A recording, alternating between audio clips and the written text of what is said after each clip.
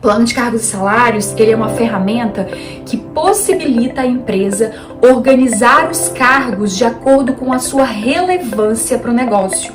E assim, obviamente, definir salários que estejam mais alinhados às responsabilidades exigidas para cada cargo. O objetivo é analisar, atualizar e equalizar a estrutura hierárquica da empresa, utilizando parâmetros mais técnicos e justos para a definição dos salários.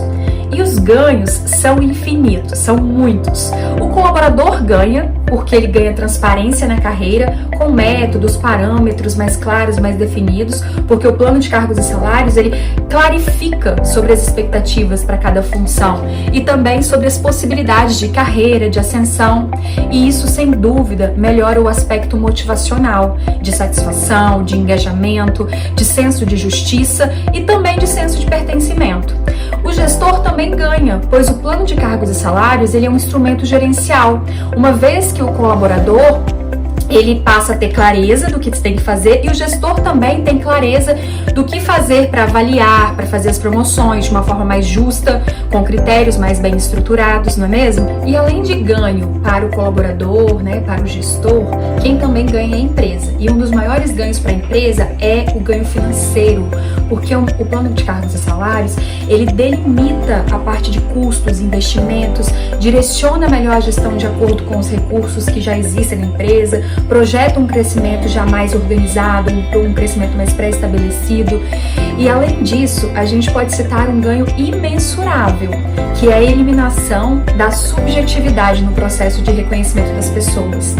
E faz parte de um bom plano de cargos e salários algumas etapas aí que são cruciais, fundamentais para essa própria estrutura de cargos, né? Desde a etapa da elaboração ou da revisão ali dos cargos, que tem empresas que já têm cargos desenhados e aí às vezes precisam só de uma revisão, de uma atualização, ou mesmo a construção, né, de novos cargos, bem como também a parte de análise desses cargos, a construção de uma política salarial, e essa política ela vai estabelecer regras, orientações que vão ser seguidas, seja no caso de contratações, seja no caso de progressão de carreira, vertical, horizontal, né? Reajustes por méritos, reajustes espontâneos, recrutamento interno. Então isso vai balizar, inclusive, o conjunto de requisitos exigidos aí para cada cargo, né? O plano também envolve uma etapa de construção da tabela salarial, dos enquadramentos. E uma vez que finalizada todas essas etapas do projeto, a gente também precisa divulgar esse programa, pois uma comunicação aí clara, transparente, acaba tendo um excelente efeito no engajamento das pessoas e cria também uma relação de confiança aí entre o colaborador e a empresa. Então essas são algumas das etapas que são muito importantes para que esse processo ele realmente tenha sucesso. E nós também não podemos esquecer de alguns cuidados importantes aí na hora de implementar um plano de cargos e salários, né? Durante a realização do plano de cargos e salários, a gente a empresa não deve fazer nenhum ajuste ou nenhuma movimentação de cargos ou mexidas de salários na folha de pagamento, porque qualquer alteração realizada ao longo da execução desse plano, ela vai impactar no enquadramento dessa tabela salarial e isso vai gerar um retrabalho em todo o processo, né?